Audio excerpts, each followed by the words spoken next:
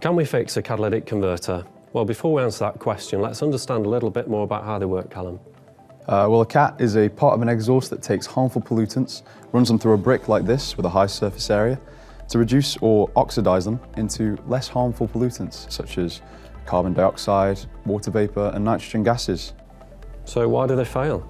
Well, oftentimes because of its intricate honeycombed structure, they can be coated with soot, unburnt hydrocarbons or other contaminants from outside. Exactly, so some of the main reasons for failure are always around combustion. So things that affect the combustion, it could be down to air leaks in the emission control system, or something to do with fueling, so maybe around coil packs or spark plugs. And you can see here an example of overfueling where the core has melted away. So is this going to be serviceable maybe and repairable with some cleaning fluid? In some circumstances you can do that, but in this example definitely not. We're going to have to replace the item itself. But what's key here is to do some diagnosis.